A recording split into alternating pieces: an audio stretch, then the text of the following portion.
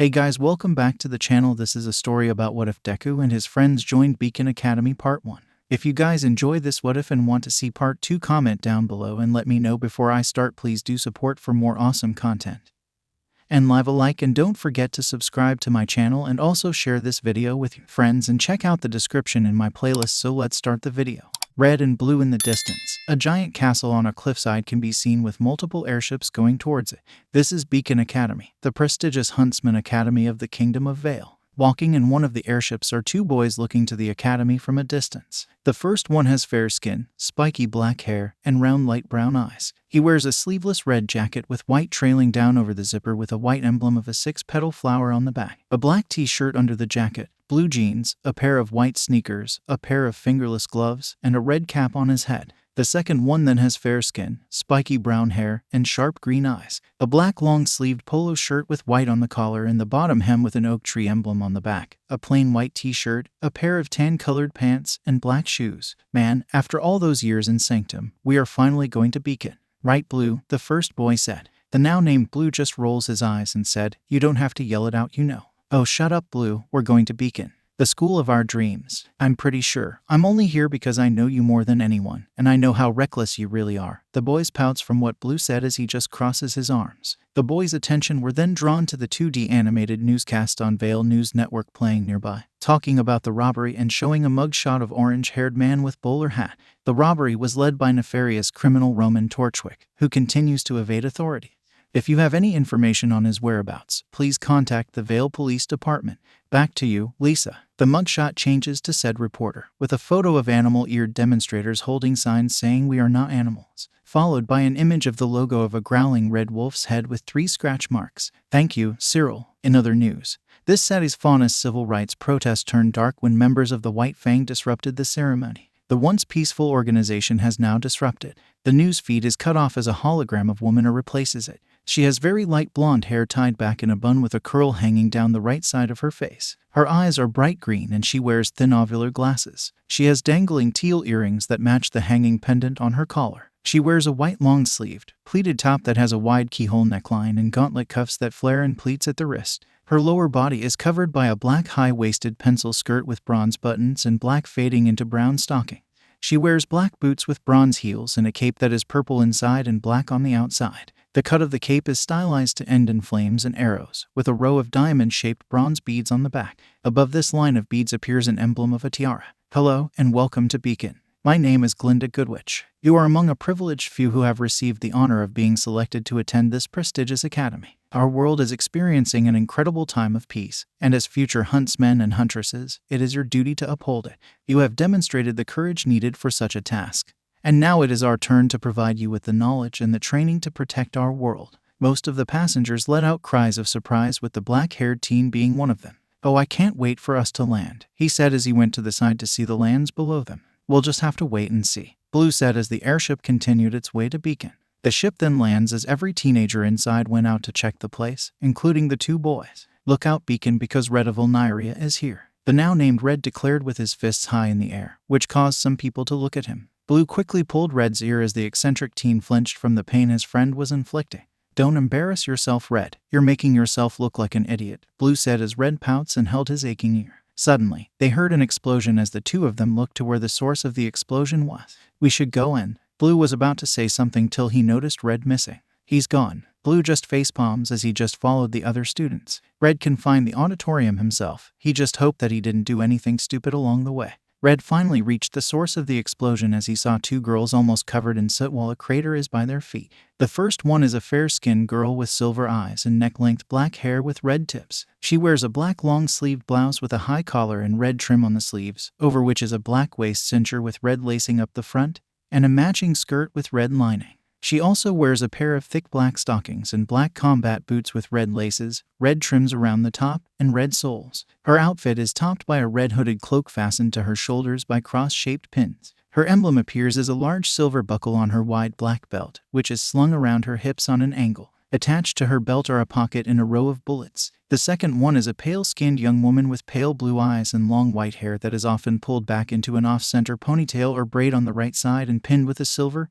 icicle-shaped tiara. The most defining feature is the scar that runs vertically down her left eye and face. She wears a thigh-length strapless dress with a faint color gradation from white to pale blue at the hem. A small piece of black lace sits in the front of her neckline, and the hem of the dress is scalloped and stitched to resemble snowflakes, with layers of white tulle under the skirt. Over this, she wears a bell-sleeved bolero with the same color gradation as her dress from shoulder to wrist, lined in red and with a ruffled collar. On the back of the bolero is a snowflake emblem. She also wears a small apple pendant on a silver chain and thin, rectangular silver earrings. Her boots are white, wedged-heeled, and higher at the back than the front. They have a small silver decoration across the top of the foot and are lined in red. A thin white sash is tied around her waist with a pouch attached to the back. Unbelievable. This is exactly the kind of thing I was talking about. The white-haired girl scolded the silver-eyed one. I'm really, really sorry. She apologized as she just wanted this to stop. Ugh, you complete dolt. What are you even doing here? Aren't you a little young to be attending Beacon?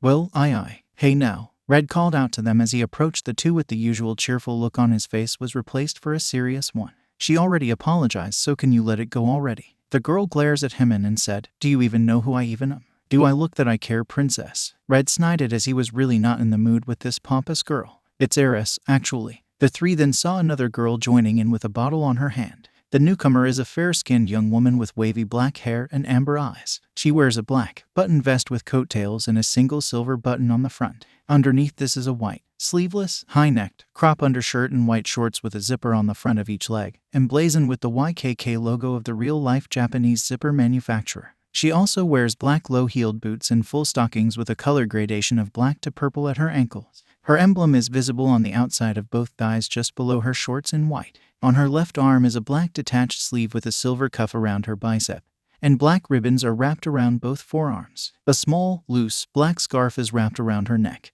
and a gray magnetic backpack is strapped to her back, hidden by her hair. A black ribbon is tied with a large bow on the top of her head, with her cat ears hidden inside the loops. She wears purple eyeshadow in cat's eye style. 𝗧𝗵𝗲, heiress to the 𝗧𝗵𝗲 Dust Company, one of the largest producers of energy propellant in the world, she said as the now named Weiss smugly smiled. Finally, some recognition, she said, but the newcomer wasn't done. The same company infamous for its controversial labor forces and questionable business partners. Weiss then went angry by this as Red and the other girl chuckles at her predicament.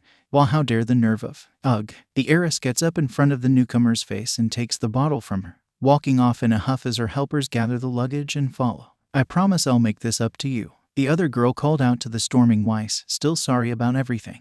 I guess I'm not the only one having a rough first day. So, what's? She then saw the other girl walking away as she slumps forward. Welcome to Beacon.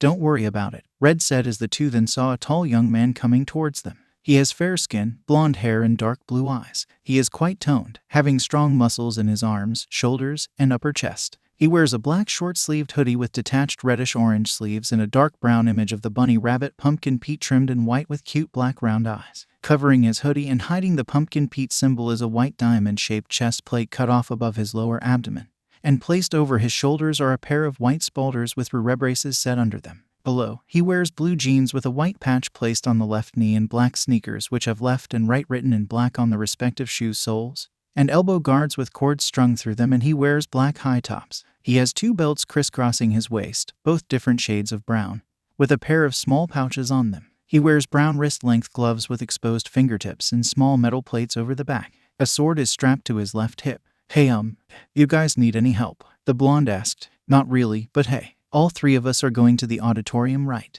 We should go there together, Red said as he quickly remembered something. Oh yeah, my name is Red. Hey Red, I'm John. The now named John introduced, and I'm Ruby. The now named Ruby introduced. Well, nice to meet you both, Red said as he and Ruby then look at John. What? The blonde asked. Aren't you the guy that threw up on the ship? Ruby asked. Beacon inside the walls are filled with scenic trees, arching architecture, and a winding road alongside a river down which Red, Ruby, and John are walking. All I'm saying is that motion sickness is a much more common problem than people let on, John said as Red and Ruby laugh at him. Look, I'm sorry. Vomit Boy was the first thing that came to mind, Ruby said. Oh yeah, what if I called you Crater Face? John said to her. Hey now, we don't want anything to go wrong, right? Red quickly said as he doesn't want this to escalate fast. Well, the name's John Arc. Short, sweet, rolls off the tongue, ladies love it, John said as Red and Ruby look at him skeptically. Really? Ruby asked. That sounds something you found in a movie, Red said as John looked dejected from the blow on his pride.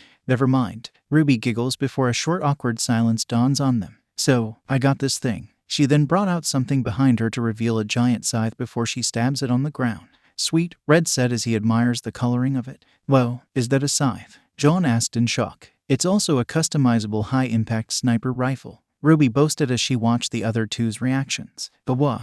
John looked confused at what she said. It's also a gun, Red answered for him as John could only nod. So what do you two have? Ruby asked. Well, I have. Red then grabbed something in his pocket and grabbed a pair of thick, red, iron knuckles dusters out of it. The knuckle dusters began to shift in his hands as it now covered his entire hands and lower arms. White and red plates shift in place to form a large line pattern on the middle while a rectangular piece extended itself on his lower arms with piercing spikes facing opposite of Red. The sequence then finished to reveal Red now having a pair of red iron gauntlets with a white stripe on the middle. Mine is a pair of gauntlets with attachable grappling hooks that I would use to pull things in or to use it to swing around for mobility, Red said as he flexes his fingers to show off how he got used to the feeling of his weapon. Ruby and John looked in awe as Red basked the admiration till it was John's turn. John then unsheathed his sword. I got this sword. Well. Ruby waited in anticipation while Red waited. Yeah, and I've got a shield, too. John then grabbed the scabbard as he raises his arm for the scabbard to turn into a shield. Ruby touches the shield and said, So, what do they do? John fumbles with the shield as it retracts off his arm, expands, and retracts again before putting it back in place and finally shrinking it down for good, placing it on his belt and said, The shield gets smaller, so when I get tired of carrying it, I can just put it away. But, wouldn't it weigh the same? She asked as John looked dejected. Yeah, it does, he said as Ruby giggles while Red chuckles. Well, I'm kind of a dork when it comes to weapons, 𝐂𝐿. I guess I did go a little overboard when designing it, Ruby said as John looked at her in shock. You made that? Of course. All students at Signal forge their own weapons, Ruby said to the blonde. Even in Sanctum, we had to make our own weapons as well, Red added. Didn't you make yours? Ruby asked the blonde. It's a hand-me-down. My great-great-grandfather used it to fight in the war, he said. Sounds more like a family heirloom to me, Ruby said as she laughs. Well, I like it.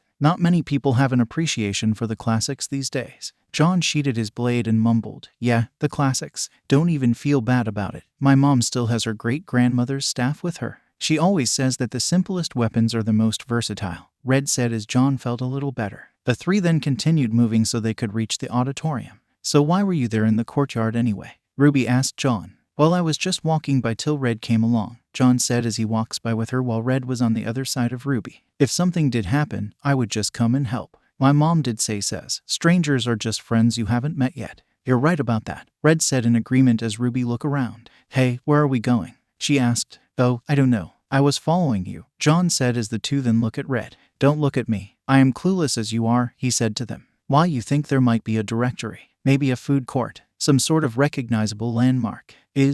John just gave up. Is that a no? Ruby and Red laughs as they look at each other in embarrassment. That's a no. Definitely a no. Green and yellow. Walking through the crowd is a young woman looking quite bored. She has fair skin, long brown hair that reaches her back, and bright blue eyes. She wears a sleeveless, light blue shirt with a black collar and black bottom hems, a red skirt, a pair of loose light blue stockings and white sneakers, a pair of black leather braces on her arms, and a white short-rimmed summer hat with a flat top. She just walked along the crowd with her mind on the clouds till disaster struck. Oof. Divided by O. The girl bumped into someone and saw who it was. It was a young fair-skinned woman with long yellow blonde hair and a ponytail with a fringe on the front, and greenish-yellow eyes. She is also quite slim as she wears a long-sleeved black shirt under a yellow tunic dress that is edged with green, blue tights, purple ankle boots, and a straw hat that hides her ponytail. Currently, the two are on the floor trying to shake off the sudden shock they have gotten as the brunette saw how adorable the blonde girl looks when she saw that the girl's ponytail is slightly showing. The brunette coos as she grabbed the young blonde's cheeks, which caused the girl to gasp in embarrassment. You look adorable. See, can you let go, please? The blonde pleaded in embarrassment as she tries to swat away the brunette's hands. She successfully did it and began to hide her exposed ponytail inside her hat. Oh, let go of the hat. People might think that you're a boy for some reason, the brunette said as the blonde girl looked at her. Do I? She asked as the brunette looked at her and she could see that the blonde girl could pass as a boy because of her androgynous figure and hidden ponytail. Definitely, the brunette said as the blonde girl felt depressed at the news. Hey, don't be sad, all right. Look, I'm sorry, okay. My name is Green. What's yours? And my name is Amarillo. But some of my friends calls me Yellow, the now named Yellow introduced. Sheesh, even your name really make you sound like a guy. Heck, aren't you a little young to be here? Green asked as Yellow huffs a little. I'm pretty sure that I'm just a year younger than you, Yellow said as Green looked surprised. Okay, wow. That was what Green could only say as Yellow scratches her cheeks in embarrassment.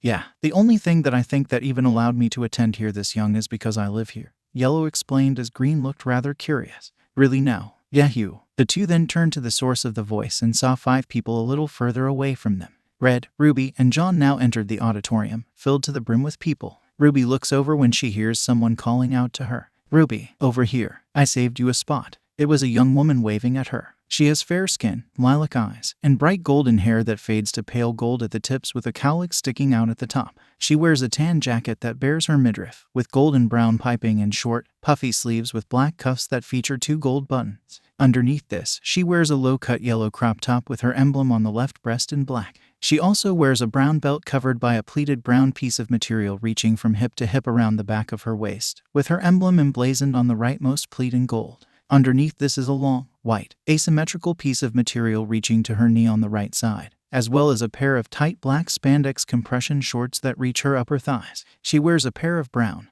knee-high boots and orange over-the-knee socks, with the right sock pushed down just below the knee. A gray bandana is tied around her left knee. Oh, hey, I gotta go. I'll see you after the ceremony, Ruby said to John and Red as she quickly ran off. There she goes, Red said with his fists on his hips as he then stretched his body. Okay, later John. I need to get to my friend. He must be around here. Yeah, sure, John said as Red then left as the blonde let out a sigh while a redhead was behind him with her hands on her hips. Red walked around the crowd to try and find Blue till he did saw him and was tapping his feet with a look of seriousness on his face. Red nervously approaches Blue as he scratches the back of his head till he was finally near his friend.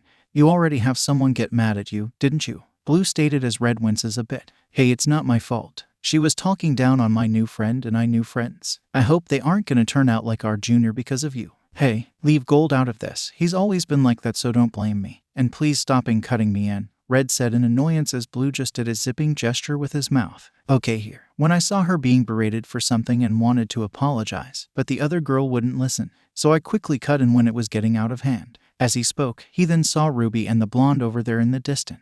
And there she is. Ruby, Red called her as he waved at her. Ruby then noticed him as she waved back and shouted, Hey Red. The 4 of them then approached each other with Blue being a little hesitant about, but the 4 soon were now close enough to see what they look like. So you're the one that Ruby went along? The blonde asked. Well, not just me. There is also John, Red said. Well, I appreciate that you helped Ruby. No problem. By the way, what is your name? Mine is Red. Yang, Ruby's older sister, the now named Yang said as both Red and Blue blinks as the two look at both Ruby and Yang. Really? Well, half-sisters. Would you mind me cutting in because Red was talking about something till he went to go to his new friend?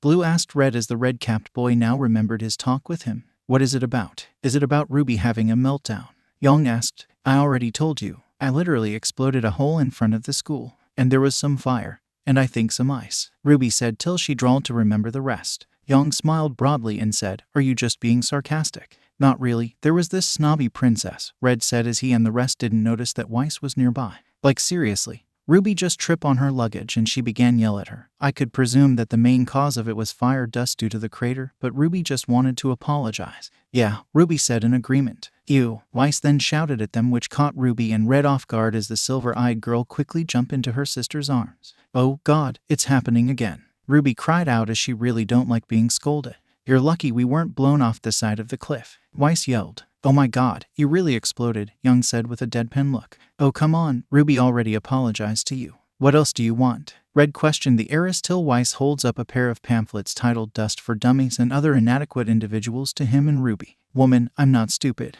Well you are, Blue stated as Red grumbled. The Gnii Dust Company is not responsible for any injuries or damages sustained while operating a Gnii Dust Company product. Although not mandatory, the Gnii family highly encourages their customers to read and familiarize themselves with this easy-to-follow guide to dust applications and practices in the field, Weiss said as Ruby felt her brain getting fried from all of the information while Red just blinks. Ooh, okay, you really want to start making things up to me? Weiss asked Ruby. Absolutely, Ruby said as Weiss gave her and Red the pamphlets. Read this, and don't ever speak to me again, especially you, Weiss said, but the last part was specifically for Red as he was just there staring at her in disdain. Look, it sounds like you two just got off on the wrong foot. Why don't you start over and try to be friends, okay? Yang said as Ruby puts away the pamphlet. Yeah, great idea, sis, Ruby said in agreement as she held out her hand and cleared her throat. Hello, Weiss, I'm Ruby. Wanna hang out? We can go shopping for school supplies. Yeah, and we can paint our nails and try on clothes and talk about cute boys, like tall, blonde, and scraggly over there, Weiss said, seemingly enthusiastic, while John looked at their direction. Wow, really? Ruby said in joy, but Weiss then glared at her. No, ouch, Red muttered as he flinched at how brutal it was, with Blue feeling the same. Their attention was then drawn to the stage to see a silver-haired man with the woman named Glinda by him. He has a light complexion, sharp facial features, and black eyebrows. He wears shaded glass spectacles and a small, purple, cross-shaped pin on the cowl around his neck. His outfit mainly consists of an unzipped black suit over a dark green button vest and green shirt. He also wears black trouser shoes and long, dark green pants. I'll keep this brief. You have traveled here today in search of knowledge, to hone your craft and acquire new skills. And when you have finished, you plan to dedicate your life to the protection of the people. But I look amongst you, and all I see is wasted energy, in need of purpose, direction, the man said as the students whisper among themselves. You assume knowledge will free you of this, but your time at this school will prove that knowledge can only carry you so far. It is up to you to take the first step. As the man left the stage, Glinda took the lead and said, You will gather in the ballroom tonight. Tomorrow, your initiation begins. Be ready. You are dismissed. He seemed kind of off, Young thought out. It's almost like he wasn't even there, Ruby said. He does seem strange, Blue said in agreement. John then approached Weiss from the side and said, I'm a natural blonde, you know. Weiss puts her hand to her face in exasperation. The first night at Beacon, students are splayed out in sleeping bags. Red is currently leaning on the wall wearing a white t-shirt with black shorts and red stripes. Beside him is Blue reading a book about various Grimms across Remnant while a candle was lit beside him. He wears a black shirt and a pair of blue shorts. Man, today is really hectic, Red grumbled. That's what you get from running away, Blue said to him as the brown-haired teen didn't took off his eyes on his book. I can't help it, okay? I was just curious, Red said as he angrily grumbles. Hello there, Blue then finally looked up as he and Red looked to see who it was. It was both Green and Yellow in their pajamas. Green wears a light green nightie and a pair of comfortable slippers. Yellow, meanwhile, wears a large, yellow, baggy shirt that hides all of her feminine features, a comical size, white nightcap that hid her long hair, and a pair of tight back shorts. May we help you? Blue asked as Green kneeled in front of them. I saw what you did with Miss Schnee over there, Green said as she points her thumb at Weiss, and I might say that it was quite entertaining. Green, Yellow scolded her as Green just laughed it off. So what are you doing here? Blue asked as Green looked at him and Red with a thoughtful look on her face. I'm just interested to you guys. No one really have ever seen someone that's strong-willed to talk back to a Schnee. Strong-willed definitely. Yet he is also an idiot, Blue said. Hey, Red playfully whined as his friend just rolled his eyes. Well, I appreciate our little talk, but I think it's already late. Ta-ta. Green then left as Yellow was just behind her. As that was done, Blue went back to his book till he felt Red tapping his shoulder. What? Why is that guy going to the girl's side? Shouldn't he be here on the guy's side? Red asked as he points to Yellow. Blue gave him an "Are you serious?" look as he was about to say something till he held back the information to his annoying friend. Red would soon learn about it and he might actually have a little fun here in Beacon when Red finally realized it. Blue, hey, taking initiative. Red and Blue are currently in the locker room as they prepare themselves for what they will do. How do you think the team would be made? Red asked as he now has his weapon equipped and he is connecting the cords for his grapples. There are many possibilities of how the headmaster managed the team-making system, but I only have minimal knowledge of how he does it, Blue said as he grabbed his weapon in his locker. It was a combination of a longsword and a Barrett Model 98B. The green barrel of the gun is connected between two separate blades that would fold down together to make out the gun, while it would make the sword if the blades are now on the opposite sides of the barrel. The brown-colored guard has a branch-like design with one side having the trigger. Lastly, the brown handle of the sword would transform into the stock of the weapon if he needs to be in long-range combat. Well, whatever it is, I just hope that I won't get the Ice Queen, Red said as Blue slightly agreed with him. Seriously. The two then saw John passing by Ruby and Yang as he was holding a map, looking completely lost. There's no way I put my gear in locker 636 yesterday. I would have remembered having to count that high. Why does this have to happen today? This isn't really John's day, Red said till he and Blue saw someone they knew. By Weiss, there they saw a young woman with her. She has red hair and a waist-length ponytail, curled slightly into a loose ringlet. She also wore light green eyeshadow around the far upper corners of her green eyes. As a top, she wore a brown overbust corset with a vertical strip of lighter brown in the center. Additionally, she wore an elastic, black, aligned miniskirt and brown opera-length gloves on both arms. She wore a red ankle-length sash that wrapped around her skirt. As for accessories, there was a small circular bronze plate on her right hip opposite two pouches with both connected to a belt. The plate bore her emblem, Underneath her hair, she always wore a brown circlet adorned with a pair of small, green, teardrop-shaped emeralds on thin chains. She also sported a large bronze gorget around her neck and a bronze bracelet on the upper half of her left arm. She also had elaborate bronze greaves that started below her mid-thigh before continuing downwards into her boots, as well as a pair of cuisses that began mid-thigh and ended slightly above her knees. She was also equipped with a bronze bracer on her left arm. Her high-heeled boots were brown with bronze trim, matching her skirt and sleeves and reaching up to mid-calf. Red happily smiled when he saw her while Blue just smirks. "Hey 𝗵𝗃𝗲," Red called out to the redhead girl as 𝐒𝐻𝑖𝐳 and the now-named 𝗵𝗃𝗲 look at him. "Red," 𝗵𝗃𝗲 shouted in joy as Red ran up to her and they gave each other a hug. The two then let go of each other with smiles on their faces. "Glad you've made it. You too. Man, look at you. Miss Champion here in Beacon," Red said. "It is quite surprising," Blue said as he then approached the small group. "Blue," 𝗵𝗃𝗲 then gave Blue a hug as he gladly returned it. As the three continued their reunion, 𝐻𝐻𝑖𝐳 grew annoyed. "Excuse me," 𝐻𝐻𝑖𝐳 yelled at them as the three look at her. "Who do you think you are? How do you even know Nikos?" Red grew annoyed as he walked in front of 𝐻𝐻𝑖𝐳 and said, "I am one of her closest friends in Sanctum. So who do you think you are to not allowing me to talk with my friend? That still doesn't explain how close you are to her," 𝐻𝐻𝑖𝐳 said. "Because he is the son of one of my endorsers," 𝗵𝗃𝗲 said as 𝐻𝐻𝑖𝐳 blinked and faced her. "What? Well, I never did tell you my whole name," Red said as he crossed his arms and faced 𝐻𝐻𝑖𝐳. "My name is Red Ketchum. You can guess from there." 𝐻𝐻𝑖𝐳 could only look at him in shock till Blue went beside Red. "Well, if you're telling yours, might as well tell mine," Blue said as he also faced 𝐻𝐻𝑖𝐳. "My name is Blue Oak, and you can also guess from there as well." 𝐻𝐻𝑖𝐳 now looked pale at the two friends' gaze as she grew very nervous. Red's family has a company called the 𝐒𝐻𝐵 It is one of the greatest weapon parts manufacturers in the entire world of Remnant. If anyone have a weapon, then parts of their weapon might come from there. Heck, even her weapons parts came from the 𝐻𝐻𝐵.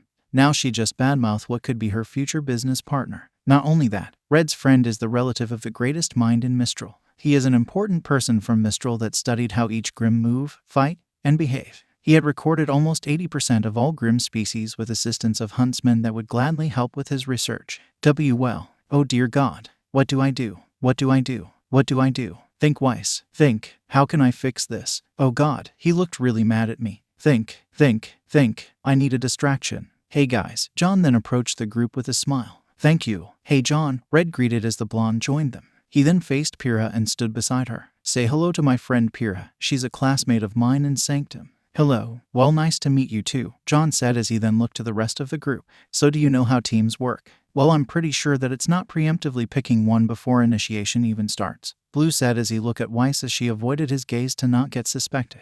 Well, if it did, who do you think your team will be? John asked. If Blue can't be my partner, then I just hope that he is part of my team. We're inseparable, Red said as he put his arm around Blue's neck. Blue removed the invading appendage and said, more like I have to watch over you every second.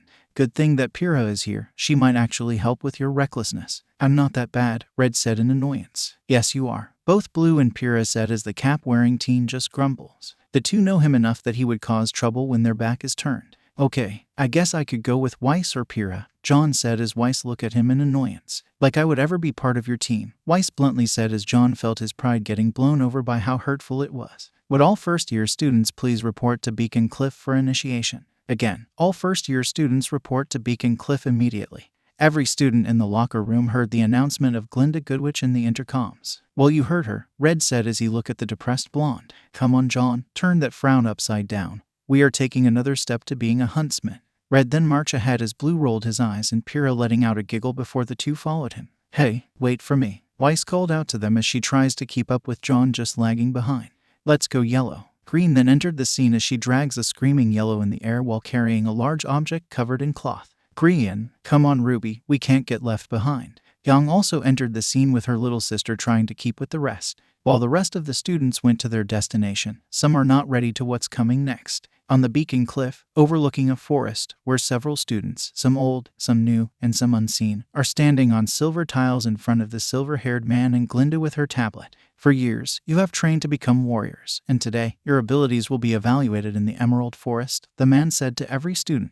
Now, I'm sure many of you have heard rumors about the assignment of teams. Well, allow us to put an end to your confusion. Each of you will be given teammates. Today, Glinda explained. Okay, how do they decide which person will be their partner? Red muttered as he has his armored hands behind his head. These teammates will be with you for the rest of your time here at Beacon. So it is in your best interest to be paired with someone with whom you can work well, the man said. I really hope I either get Blue or 𝗃𝗲, Red thought as he doesn't know what would happen if he ever team up with someone he doesn't know that long. That being said, the first person you make eye contact with after landing will be your partner for the next 4 years. Wait, what? What? Red winces when he heard Ruby scream in disbelief. Who could blame her? She's gonna be with someone that she clearly doesn't know, and he was in the same boat as her on this one. After you've partnered up, make your way to the northern end of the forest. You will meet opposition along the way. Do not hesitate to destroy everything in your path, or you will die, the man said as John laughs nervously and gulps loudly. You will be monitored and graded through the duration of your initiation. But our instructors will not intervene. You will find an abandoned temple at the end of the path containing several relics. Each pair must choose one and return to the top of the cliff. We will regard that item, as well as your standing, and grade you appropriately. Are there any questions? John raises his hand and said, Yeah, sir. Good. Now, take your positions. Everyone then strike a pose on their tile. Red went for a running start as he zoned into the forest. Blue having a lowered stance as he has his sword in a reverse grip. I hope that I get Yellow as a partner, Green said as she was somewhere in the line of students. She went for a lower stance as she revealed the object under the cloth. It was a blue, circular shield that reached her full height. It has 3 forms: the shield, a glider form, and a great sword. The first form is self-explanatory, while the second one will have the shape of a sword with a much larger blade that would be difficult to carry if you don't have the right arm strength.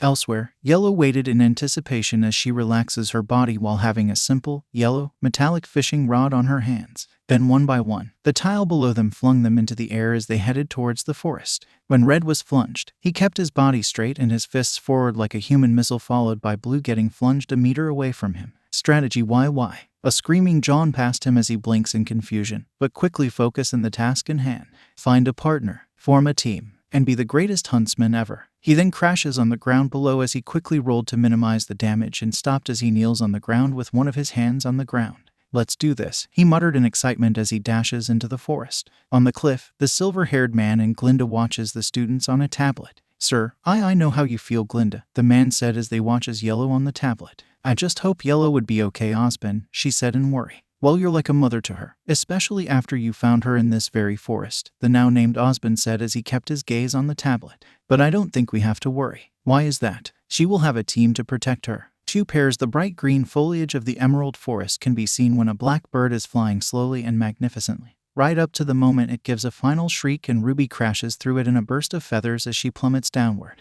Birdie, no. Ruby fires off a few rounds from her weapon to slow her down, then turns the weapon into its scythe form to catch the branch of a tree in her blade and fall downward at a slower pace. Weiss, armed with her own weapon, summons a white snowflake circle under her and leaps off of it to the forest below. A young man descends, with an eccentric girl briefly shown as she was going too fast, and spins in the air, eventually using his weapon's blades to spiral around the trunk of a large tree and hit the ground, brushing off his clothes before looking up to see. Woohoo, yeah, alley-oop. Yang, soaring right over the treetops, is using her gauntlets and its fiery force to push her through the air further and further north, spinning and laughing with each blast, even when she crashes through the leaves of a tree and leaps off 2 trunks to tumble to the ground before running off. Nailed it. 𝗃𝗲, her weapon in sword form and armed with a shield, crashes through several trees and rolls on a branch, immediately shifting her blade into a rifle and looking through the scope at John as he continues to scream and fall helplessly. 𝗃𝗲 coolly transforms her weapon again to its spear form, takes a moment to evaluate her throw,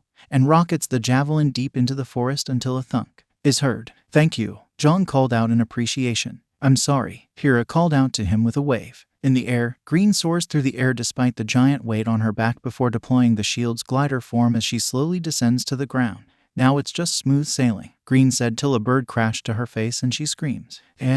Blue is currently falling in the air till he saw a tree up ahead. He quickly drew his weapon and quickly stabbed the trunk of the tree as he then held himself in place to look above the canopy. Yellow meanwhile is nearing the canopy of the forest and quickly used her fishing rod to grab one of the branches and swung to land on another one. Red is currently running through the forest as he looked around for either Blue or 𝗃𝗲. Where are you guys? Red mumbled till heard a rustle from somewhere. He began to look around till he saw a bush rustling. He raised his fist so he could prepare for the worst. He held his breath as he waited for the creature to come out. Then something jumped out of the bushes as Red was about to fire to see that it was a squirrel. Red let out his breath as he looked around till he saw a familiar straw hat in the distance. Hey you, straw hat kid, Red called out to her. He doesn't know that, and waved. Yellow let out a squeak as she looks around and saw Red looking at her and made her sigh in relief. She has a partner now, she doesn't have to worry that much anymore. Yellow then approached Red with her fishing rod on her shoulder. So we're partners now, Yellow said to him. I guess we do, Red said as he offered his hand as Yellow gladly accepted it and let go when it was enough. So where do you think the relics are? Amarillo Caballero. But my friends call me Yellow, Yellow introduced as she began to look in the sky and looked towards to the sky, then to her right. She smiled and pointed to that direction. And the relic is just straight over there. How do you know? Red asked as Yellow just shrugged from the question. If you wander around in your spare time, you get some skills if ever get lost. Sweet. Well, let's go, dude, Red said as he walked to their designated destination. Yeah, let's. Yellow stopped talking when she thought back to what Red said and blushed in embarrassment. Dude. She looked at her body and really began to question how she really looked. Somewhere else, Blue is walking through the emerald forest. His eyes ever wander around as if he expects something. When he heard a rustle nearby, he didn't stop moving and just continued forward without a care. He then heard rustling behind him as he let out a sigh of annoyance. If you want to sneak up on me, then make sure that you aren't making so much noise, Blue said as he turned around. Oh, you're no fun. Then out of bushes came an annoyed Green as she walked over to him with her giant shield on her back. Well, since we made eye contact, we're pretty much partners, Blue said as he stabbed his weapon on the ground. Well, I was going for Yellow, but you guys are also fun, Green admitted. That is not a good explanation of why you are following me. Isn't that enough? No, man, you're such a party pooper. You still didn't answer the question. Alright, fine, I was lost, okay, she admitted in annoyance as Blue nods for the answer. Then let's go. We better hope that Red wouldn't get on another team, he said as Green looked at him in curiosity. How could you tell? The headmaster might set up the team by how the two pairs performed together. I thought about when we got launched, so I had the idea for a while. Well, aren't you a smart guy? Flattery ain't getting you nowhere, woman. Well, they then heard loud step from somewhere, followed by a loud rattle, then a loud growl. Green looked behind Blue with a look of shock on her face. He just sighs when he saw it. There's a Grimm behind me, isn't there? Yep. How big? Twice your size. What does it look like? A wolf. How many feet does it stand on? 4. How many heads? Just 1. Does its eyes looks like it's glowing bright red? Well, shit, Blue cursed as he turned around and saw the Grimm. It was a giant wolf Grimm with glowing red eyes and sharp fangs. Its head is covered by black plates that resembles a canine skull, which give the Grimm 2 sets of teeth. More pale black plates runs throughout its body with black spikes piercing out of its skin, sharp claws, and a rattle on its tail. 𝗲𝗏𝗧𝗏, Blue shouted to Green as the massive Grimm pounced towards them. The two rolled away from the attack as Blue faced it. He then charged in when he saw its face as he readied his sword to strike. The beast also charged at him as it went for another pounce, but Blue quickly jumped and landed on its back as he tries to strike its spine, but the spikes on its back make it a little difficult to get some momentum on his swings. The 𝗲𝗏𝗧𝗏 then tried to get Blue of its back as the sword wielder went to pierce the more softer tissue of the Grimm to hold himself in place. Green meanwhile changed her shield into its sword form as she dragged the giant blade on the ground, and with a mighty heave, she got her blade off the ground as it heads straight to the Grimm. It quickly noticed the attack and quickly jumped away to avoid it and made Blue struggle harder to stand up. Green kept swinging her blade as each swing made a large cut on the ground and cleaved nearby rocks and trees, yet always misses the 𝗲𝗏𝗧𝗏𝗏. The Grimm then succeeded to get Blue off it as the young man teen quickly rolled to minimize the damage, but quickly saw the Grimm pouncing at him. He quickly slid under it, followed by a strike to the belly. It barely got a scratch as Blue saw segments of plate armor on the Grimm's belly. As Blue stands up to look at the snarling Grimm, Green approached him. What do we do? She asked as she quickly shifted her sword back to the shield. Blue looked at the Grimm more and said, we need to run. What, why? Green asked him. The forest gave it an advantage in stealth. It would probably also know more about the forest than us, so we must go somewhere that we could get an advantage, Blue explained. Well, if you say so, smart guy, she said as the two quickly ran to somewhere while the Grimm chases them. Back with Red and Yellow, the two are walking through the forest as they warily look around for any danger. How would Red think if he saw what I really look like? Yellow thought as she keeps looking around, but the thought never left her mind.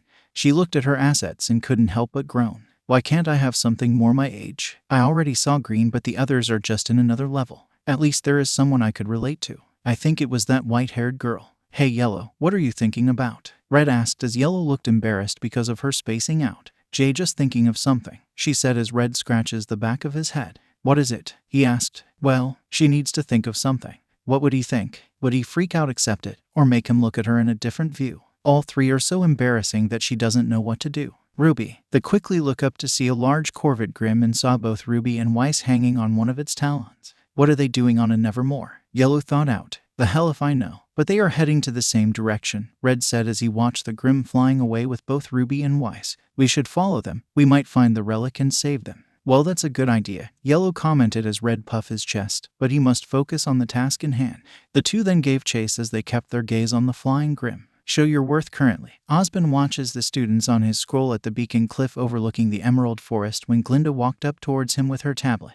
The last pair has been formed, sir, Glinda said as she watching two familiar teens that was launched into the forest. First is a young man with long black hair that ends midway down his back. There is a magenta streak on the left side of his hair. His eyes match the streak in his hair. He wears a dark green, diagonally buttoned, long-sleeved tailcoat that is red on the inside, with black and gold trimming and pink cuffs. The trimming goes down the right side of his torso and forms a black collar. Along with this, he wears a black, long-sleeved shirt beneath the suit and light tan pants with black shoes. He ties his hair back in a low ponytail. The second is a fair-skinned young woman with orange hair and turquoise eyes. She wears a collared black sleeveless vest, with a blue central front section with red accents. Her vest has her emblem on the back. Under the vest, she wears a white sleeveless t-shirt with a heart-shaped cutout above her breast line in the center, accompanied with a pair of white detached sleeves on each arm, and a pair of light pink fingerless gloves. She sports a short pink skirt with a single white layer under it. Her white ankle boots sport pink soles with part of her emblem. The lighting bolt on them and low heels with pink laces. The tops are folded over, revealing the pink lining. She also wears a silver armor piece that wraps around waist, under her breasts and around the back on her neck, with metal connecting each piece together at the front. Nora Valkyrie and Lai Ren. Poor boy. I can't possibly imagine those two getting along. Still, he's probably better off than Miss Nico's, Glinda said as she changes the video to show John and Pyrrha trekking the woods. 𝗵𝗵 mused as he kept his gaze on his scroll. I don't care what his transcripts say. That John fellow is not ready for this level of combat, Glinda said as she deactivated her tablet, walking back a little. I guess we'll find out soon enough. At their current pace, they should reach the temple within just a few minutes. She then looked at 𝗂𝐵 and asked, speaking of which, what did you use as relics this year? Professor 𝗂𝐵. 𝗂𝐵 doesn't answer, watching his tablet with a contemplating interest as it shows the footage of Ruby sitting in the grass and picking stray leaves while her partner Weiss walks in random directions.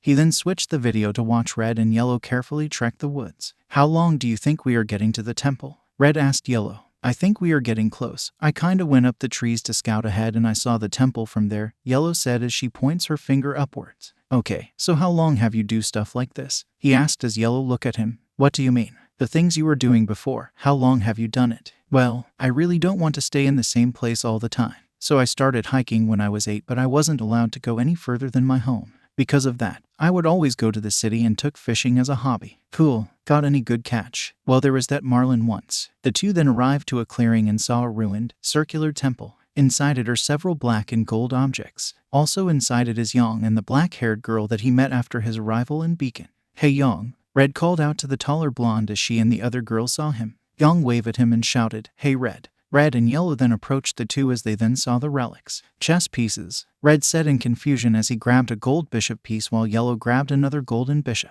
Yeah, we are thinking about it too. Where does it come from anyway? Yang said in thought while Yellow looked at Knight piece in slight familiarity. She looked at the bottom of the base and was shocked to what she saw. The bottom of the piece has an emblem of a maple leaf with the edges having a lightning-shaped tip. Yellow blinks as she lowered the arm with the chest piece then to the rest of the pieces in the temple, before a look of anger is on her face. On the cliff again, 𝗂𝐵 and Glinda kept checking on the students. 𝗂𝐵. The two then looked to where the temple should be then to each other. You used her chess pieces, didn't you? I might have not noticed that it was hers. Well, you better hope that all of it are not missing. Somewhere else, John and Pyrrha are standing at the mouth of a dark cave, where drawings are seen to the side involving armed men against giant beasts. Think this is it? John asked. It was quickly cut to the two in the cave with John holding a lit torch to light their way. I'm not sure this is it, Pyrrha said as the blonde let out a sigh. Pyrrha, I made the torch. Could you at least humor me for, 5 more feet? John asked till her suddenly trips on the ground, and the torch flies into a small puddle, extinguishing the flame so the two are cast in darkness with only their eyes visible.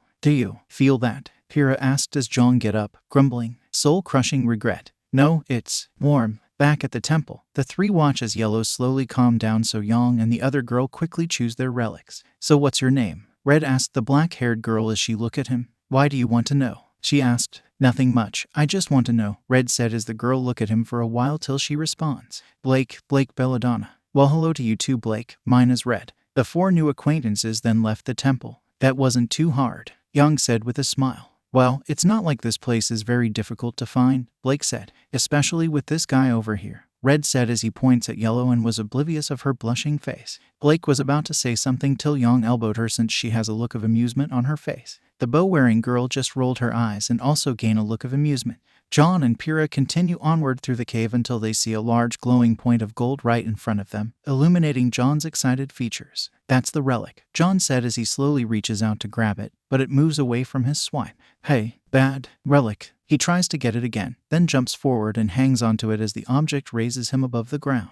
Gotcha, John, Pyrrha said in worry as John's catch lowers itself so he is dangling right in front of the now glowing red lines and eyes of a 𝗲𝗪stalker. Near the temple, Red and the three girls suddenly hear a high-pitched scream from somewhere as Yang and Red look to where it came from. Some girl's in trouble. Blake, did you hear that? Yang asked her partner. Where do you think it came from? Red said as he scratches his head. Blake and Yellow ignored the two as they look at the sky. At the cave entrance, Pyrrha rushes out right before the monster crashes through the hole, roaring and waving its grass-encrusted claws as John hangs from the stinger, calling for help and continuing to scream. Help! Why, Pyrrha? He yelp. Pyrrha, this is not the relic. It's not. John cried out as he was continued to be shaken around by the large arthropod Grimm. Do something, John, whatever you do. Don't let she was cut off when the Grimm hurls its tail back and launches a still screaming John across the forest as she watches in dismay. Go. Pyrrha then turns back to the scorpion as it continues to snap its claws at her, and she smiles embarrassedly before turning and rushing away in a burst of green leaves. Blake and Yellow are still staring at something above them, but Yang and Red are focused on the forest. Blake, did you hear that? Yang said to her partner. What should we do? Heads oop. Red and Yang then looks up to see Ruby falling in the sky. Just as she's about to hit the ground panicking, John comes flying through the air and crashes into Ruby, knocking her off course and sending them both into a tree to the left of where Red, Yellow, Blake and Yang are standing. Ruby is dazed by the rough landing. Ew, what was that? Ruby said as she shook off the dizziness. Ahem. John was on the tree as Ruby looked up. Hey Ruby, did your sister just fall from the sky? Blake asked. Aye. Before Yang can continue, several crashing noises are heard in the forest ahead of them, and an 𝗧𝗓 comes out, claws swiping, just as a pink blast of energy hits it in the back and it crashes to the ground, depositing its rider. 𝐒𝐻𝐴AW. It was Nora as she rolls off of the creature's back, then gets up and groans, saddened. Oh, it's broken. Nora dashes onto its neck and observes the carcass as Ren comes up behind her, panting and leaning on the monster. Nora, please, don't ever do that again. Ren said as he looks up again and notices by the pink dotted outline of where his partner should be that Nora has run off again, and looks around frantically. Nora then suddenly enters the temple and eyes a golden rook. Ew. She looks in curiosity as she then suddenly grabs it as she dances and sings with the chess piece. I'm queen of the castle. I'm queen of the castle. Nora, Ren yelled at her. Don't break them. Those are vintage. Yellow ran in the temple, frantically. Nora quickly saw this as she jumped out of the way and quickly ran outside. Yellow quickly followed her. I spent my year's allowance for that. Did that girl just ride in on an 𝗧𝗓? Blake said. And are these really Yellow's chess pieces? Red said as he looked at the king piece on his hand. Aye. She is interrupted once more as a screech is heard from their right. And Pyrrha Nikos comes onto the scene as the 𝗲𝗪stalker uproots entire trees in its chase after her. Pyrrha narrowly dodges its giant claws and keeps on running. This was soon followed by Blue and Green being chased by the 𝗓𝗏𝗏s. John, Pyrrha called out to him. Pyrrha, John called out to her. Green, Yellow called out to the brunette. Yellow, Green called out to the shorter blonde. Ruby then stands up as she look at the monsters below. Whoa. She starts running off of the branch and landing in a roll. Ruby, John let out a whine. Ruby, Yang called out to her sister as she stood up from the ground. Yang, Ruby called out in excitement as she raises her arms as if to give her sister a hug. Nora then came between the two, which caused the sisters to get knocked off balance in surprise. The Scorpion Grimm and Canine Grimm continues to follow Pyrrha, Blue, and Green as they ran. Did they all ran all the way here with a 𝗲𝗪stalker and a 𝗓𝗏𝗏s on their tail? Blake said as she shivered at the sight of the Canine Grimm, but went completely unnoticed. Yang began to angrier as she finally let out a growl and erupts in a small burst of fire, eyes flashing red as she shouted, I can't take it anymore. Can everyone just chill out for 2 seconds before something crazy happens again? It took 2 seconds for Yang to cool down as Ren is running over to a ditzy Nora that is being chased by Yellow, and Red, Blake, and Ruby looking up. Yang. Ruby tugs her sister's sleeve and points up. Up above, Weiss is revealed to be hanging on a talon the size of her entire body that belongs to a gigantic Nevermore. How could you leave me? She called out to Ruby from that height. I said jump. Ruby shouted to the heiress. She's gonna fall, Blake said. She'll be fine, Ruby said in assurance. She's falling, Ren said. I hope we can have insurance, Red said. John is finally out of the tree, panting until he looks up and grins at the sight of Weiss falling through the air, giving him the opportunity to jump off the branch with arms outstretched and catch her in a slowed-down moment. Just dropping in, John said as Weiss was speechless. And John realizes why when they both look down. Oh God. The two hang on to each other before they fall to the ground with their weapons behind them. John does a faceplant into the dirt, limbs splayed out, and serves as the perfect landing spot for Weiss as she falls into a seated position on his body. My hero, Weiss said mockingly while John groans. My back. The Deathstalker and 𝗓𝗏𝗏𝗏s are still hunting 𝗃𝗲, Blue and Green, but 𝗃𝗲 manages to land on her side at the feet of the heroes while Blue and Green roll by them. Great, the gang's all here. Now we can die together, Young said. Not if I can help it, Ruby declared as she let out a battle cry and charge at the Deathstalker. Ruby, wait, Young shouted in worry as Ruby, still screaming, fires crescent rows and charges at the oncoming Deathstalker. When the two meet, the Grim swipes Ruby away and she is knocked back. Ruby slowly get up and said, Dedu, don't worry. Totally fine. Ruby turns back to the monster and shoots it in the skull, running away from it and sheathing her scythe as the Deathstalker now goes after her. Ruby, Young shouted as she ran to her sister. Ruby rushes towards Young, but the Nevermore caws above them, flapping its wings and releasing lines of sharpened feathers with points that catch on Ruby's cape and prevent Young from reaching her.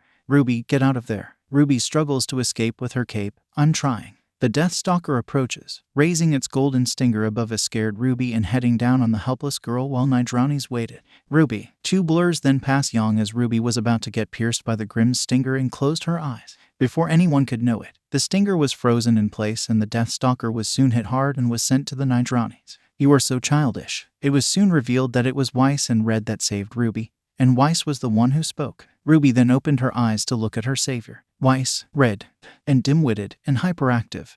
And don't even get me started on your fighting style. And I suppose I can be a bit difficult, but if we're going to do this, we're going to have to do this together. So if you quit trying to show off, I'll be nicer, Weiss said as remove her weapon from the leftover ice while Red looked at the heiress. A little brutal, but it's a start, Red said quietly. I'm not trying to show off. I want you to know I can do this, Ruby said as to her. You're fine, Weiss said before walking away. Ruby then breathes a sigh of relief, then closes her eyes and clasps her hands as she gratefully whispers, normal knees. Ruby then gets up and stares at the Deathstalker and 𝗓𝗏𝗏𝗏s as the two Grims were growling and hissing to one another. Whoa. Young rushes up to Ruby and gives her a hug, which made Ruby let out a grunt when she received it. So happy you're okay, Young said in relief as the two stare at each other for a moment, then look up at the Nevermore still flying overhead and roaring while the Deathstalker and 𝗓𝗏𝗏𝗏s stopped their fighting and focused on the 12 teens.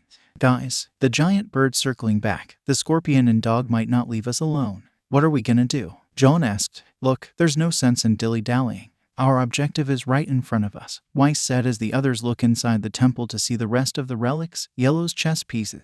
She's right. Our mission is to grab an artifact and make it back to the cliffs, Ruby said as Weiss nods. There's no point in fighting these things. Run and live, that's an idea I can get behind, John said in agreement. I second that, Green said as she looked at the Nevermore with a pale look. The ones who didn't grab a piece quickly grabbed one of their own till they saw the two Grims on the ground running towards them. Time we left, Ren said when he saw this. Right, Ruby said as she waved to the others. Let's go. Right behind you, Red said as everyone then ran for it with 3 Grims following them. A group of 12 are now heading out of the forest and into another abandoned series of structures as the Nevermore follows them from the air. They spread out when it passes above, concealing themselves behind some of the stone blocks with their allies as it perches on a high column and caws. Well, that's great, Young said in annoyance. John and Blue then looked behind them to see the Deathstalker and 𝗓𝗏𝗏𝗏s bursting into the scene. Run, don't look back. The group emerges from their hiding spots, causing the Nevermore to rise up into the air. Nora, distracted. Ren called out to Nora as she obliges, running out from her block and jumping through the feather projectiles before reaching behind her and launching several heart-topped shells from her grenade launcher, bursting into pink electricity when they hit the Nevermore and causing it to retreat. She is unaware of the Deathstalker and 𝗓𝗏𝗏𝗏s rushing up behind her until Blake and Ren perform a cross-slash with their weapons against the Deathstalker's shell while Red and Green slammed their weapons on the 𝗓𝗏𝗏𝗏's skull.